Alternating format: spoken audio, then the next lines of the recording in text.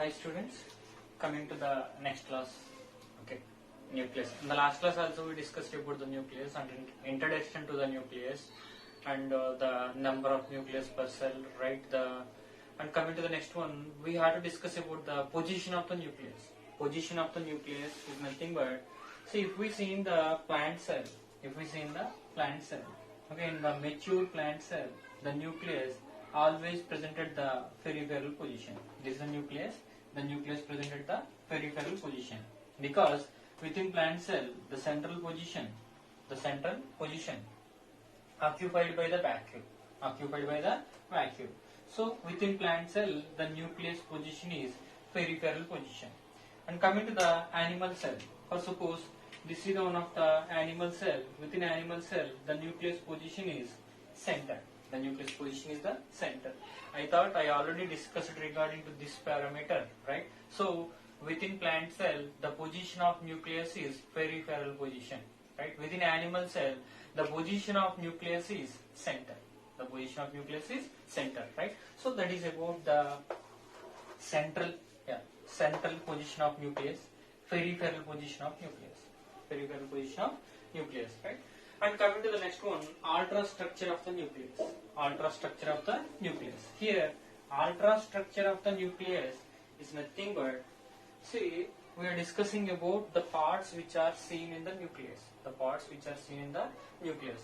While we are observing the nucleus with high resolution microscope, not like light microscope, not like normal compound microscope, other than maybe the electron microscope or high magnifying microscopes are there. Okay, if we observe the nucleus under high resolution microscope, we can identify the parts. So within the nucleus, what are the parts are present? We know nucleus is the double membrane contained organelle. Means nucleus contains one of the membrane. This is called as nuclear membrane. Nuclear membrane is made up of with the two layers. Or two membranes. That's the reason why nucleus, right, mitochondria, chloroplast or plastids, all these are having two membranes. These are called as double membrane contained cell organelles. Here also nucleus, it's made up of with the two membranes. One is that outer membrane, other one is called as inner membrane. So here nucleus membrane having two layers, right? One is outer membrane, other one is the inner membrane, right? Then between these two membranes there is in space is there. Between outer and inner membranes there is in space is there. The space is called as perinuclear space. Between these two membranes there is in space is there. The space is called as perinuclear space. Right? That perinuclear space always present between outer and the inner membranes. Right? Coming to the next one, whatever that nucleus is there, inside the nucleus there is a fluid-like substance is present. For suppose imagine, okay, inside the membrane there is a white color part is there. The total white color part indicates nucleoplasm. The total white color part indicates here nucleoplasm. Nucleoplasm is nothing but one of the fluid-like substance, one of the viscous substance that is present inside the nucleus. Right? See, this is also called heterogeneous substance. Inside the nuclear membrane there is a fluid-like heterogeneous substance is present. The substance is called as nucleoplasm. Nucleoplasm majorly contains the enzymes and some of the minerals and certain portion of the water. Right? That is about the nucleoplasm. Right? Within nucleus there is an entangled material is there. Entangled is nothing but highly compacted material is there. See, we know about the thread. If the thread is entangled, right, that is one kind of the structure. Within nucleus also, the decondensed state of the genetic material, completely entangled. So this is one of the entangled structure. We know the thread, if the thread is entangled, so this is the DNA. The DNA is entangled here. The DNA is entangled here. So the entangled DNA, okay, that one is called as chromatin. The entangled DNA, that one is called as chromatin, right? So within chromatin also two parts are there. Highly compacted region or highly condensed region is called as heterochromatin. Highly condensed region is called as heterochromatin. And yeah, whatever that okay, loosely condensed, right? The loosely condensed are yeah, low compact region. See, this is one of the outside region. This one, okay, shows that shows the minimum condensation. The peripheral region, especially within chromatin, the center one, highly condensed region. So whatever that outside region is there, the outside region condensed but very minimum. Okay, so this region is called as euchromatin. This region is called as euchromatin. So here, what I am telling, within chromatin, two parts are there. Within chromatin, two parts are there. Heterochromatin and the euchromatin. Heterochromatin and the euchromatin, right? That is about the chromatin. And remember, coming to the next one is the chromatin is always indicates for the DNA. Chromatin is always indicates for the DNA or genetic material, right? See, coming to the next one is the nucleolus. Here, nucleolus. We know nucleolus is one of the part within the nucleus. This is one of the membranous structure. Nucleolus is the membranous structure. Actually, it's having round shape or the oval shape structure. Round shape or the oval shape structure. So this is the nucleolus, right? So within nuclear membrane, some opening structures are there. Within nuclear membrane, some opening structures are there, which are called as nuclear pores. Which are called as nuclear pores. See, this is a nuclear pore, this is a nuclear pore, right? These are the nuclear pores. Then, how the nuclear pores are formed? The outer and inner membranes are fused. If the outer and inner membranes are fused, narrow opening structure will be formed. Narrow opening structure will be formed, which are called as nuclear pores. Which are called as nuclear pores, right? So the nuclear pores are involved in the transportation of components from cytoplasm to nucleoplasm, or nucleoplasm to cytoplasm. Nucleoplasm to cytoplasm. Simple. Cytoplasm to inside the nucleus. Inside the nucleus to cytoplasm. Right? So that is about different parts which are seen in nucleus. Different parts which are seen in nucleus. Simple. Outer membrane, inner membrane, perinuclear space, nucleolus, right? Chromatin. Again chromatin, two parts, heterochromatin and the euchromatin, right? See, nuclear pores are there and nucleoplasm is there. That is about the parts which are seen in nucleus. Again, one by one, okay, we need to discuss about the each part of the nucleus. Okay, first one is nuclear membrane. Nuclear membrane is also called karyotheca.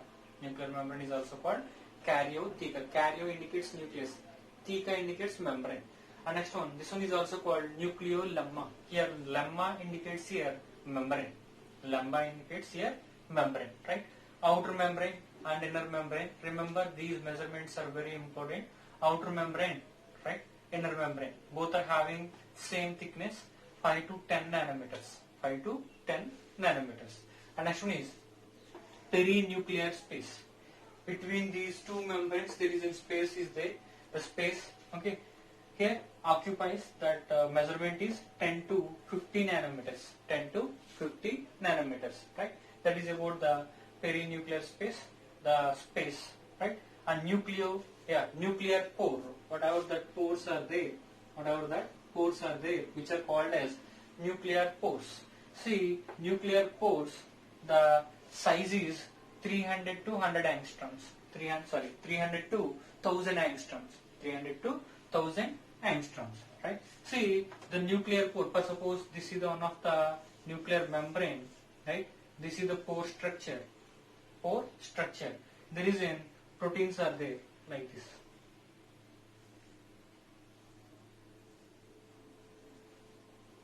Yeah. Outer membrane. This is the outer membrane. Outer membrane, okay, exactly. Outer membrane contains the protein structures. These are called annulus proteins.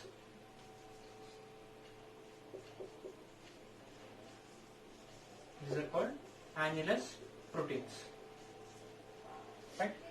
So that is about the protein structures which are present on outer membrane of the nucleus. Right? So these are called as annulus proteins. Right? So through these pores the molecules are transported. Through these pores the molecules are transported from cytoplasm to inside the nucleus, or inside the nucleus to cytoplasm. Right? That is about the nuclear membrane. Coming to the next one is the nucleoplasm.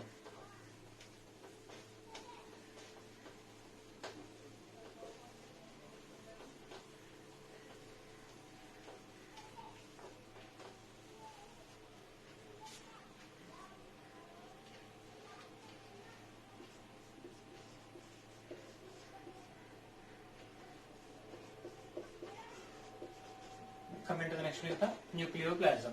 Here, nucleoplasm, we already discussed. There is a liquid-like substance is present inside the nucleus. Liquid-like substance is present inside the nucleus. That substance is called as nucleoplasm. See, this is also called heterogeneous mixture. This is also called heterogeneous mixture. Right? Why this is called as heterogeneous mixture? Because especially this one is made up of with proteins. Within that mixture proteins are present, minerals are present, right? And next one, there is an proteins are there, minerals are there, certain portion of water is present, right?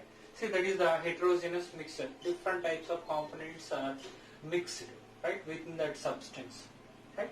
Coming to the next one, especially within that nucleoplasm, enzymes are present. Enzymes like DNA polymerase enzyme. DNA polymerase enzyme involved in the synthesis of DNA. And next one, RNA polymerase enzyme involved in the synthesis of RNA polymerase enzyme involved in the synthesis of RNA. Right? There is a DNA polymerase enzyme, RNA polymerase enzyme, and different types of proteins. We know about the histone proteins.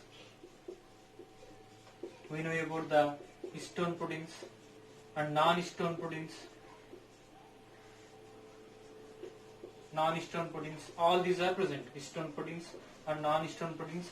All these are present. And along with these substances, minerals also present. Minerals, majorly magnesium ions are present, right? Calcium ions are present, right? Not only this, right? There is in copper, okay? Copper is there, manganese is there, right? All these are also present. Right? That is about the nucleoplasm. Right?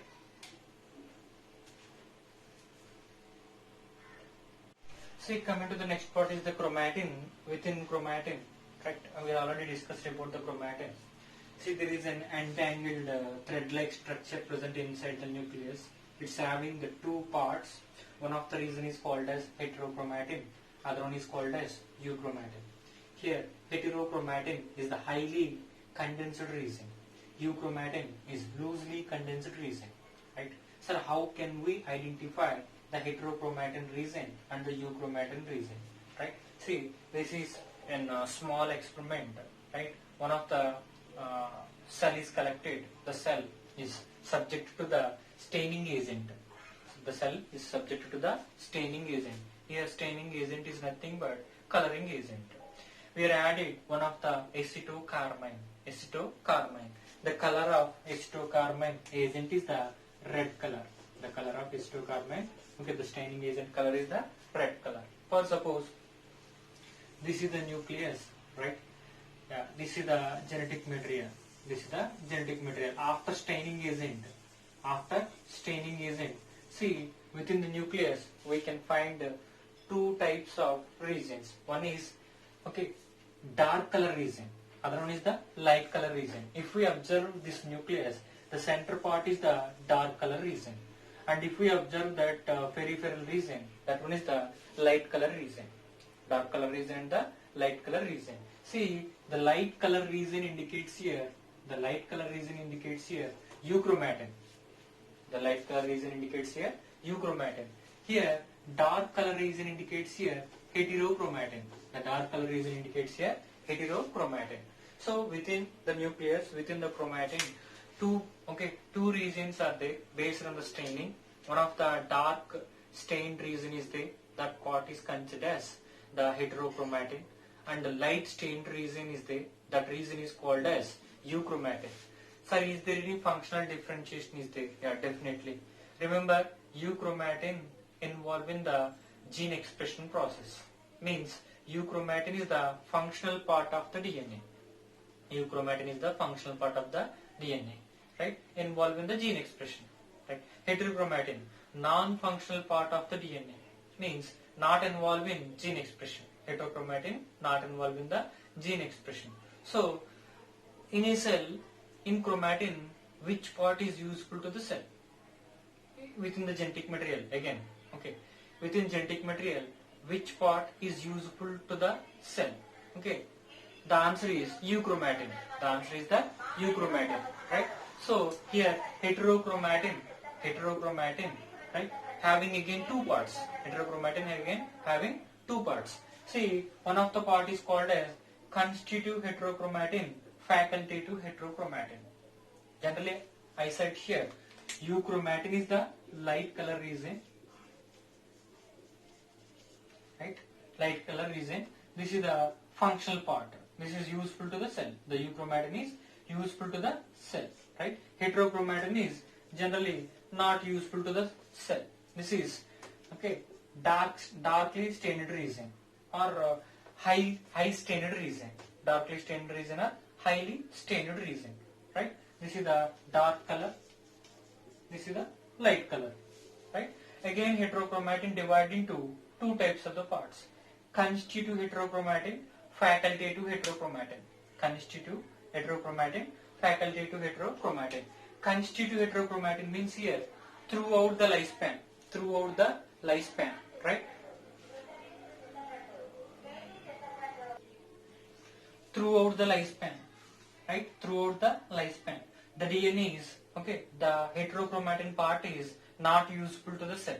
Throughout the lifespan of any cell, the constitutive heterochromatin is not useful to the cell. Not useful to the cell. So that is the constitutive heterochromatin. Okay, constitutive heterochromatin is not useful to the cell in any condition or all the conditions. All the conditions. Right.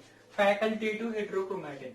Facultative heterochromatin generally, heterochromatin is not useful to the cell, but facultative heterochromatin, useful in very rare conditions. Useful in very rare conditions. Sir, in which conditions the facultative heterochromatin is useful? Simple. Any cell is damaged. Any cell is damaged. Or if the cell loses the euchromatin. If the cell loses the euchromatin, that time the facultative heterochromatin is converted into euchromatin. The facultative heterochromatin is converted into euchromatin. Right? In that case, the facultative heterochromatin is useful. The facultative heterochromatin is useful. Simple. All I feel is here staining process. Staining agent is the acetocarmine. Especially we are staining the chromatin, means the acetocarmine binds to the genetic material, right?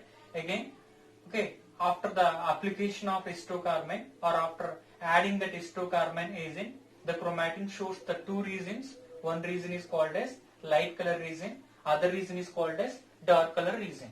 Light color region indicates here euchromatin. This is the functional part of the DNA. Euchromatin is the functional part of the DNA, right? Heterochromatin. This is the non-functional part of the DNA. It shows the dark color. It shows the dark color. And this is the non-functional part of the DNA, right? Next one. Again, heterochromatin divided into two regions. Constitutive heterochromatin, facultative heterochromatin. Constitutive heterochromatin means always not useful to the cell.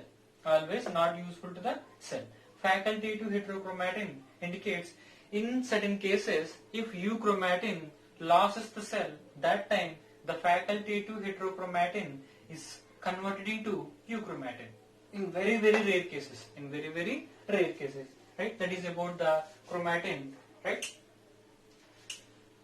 The last one is the nucleolus. The last part is the nucleolus.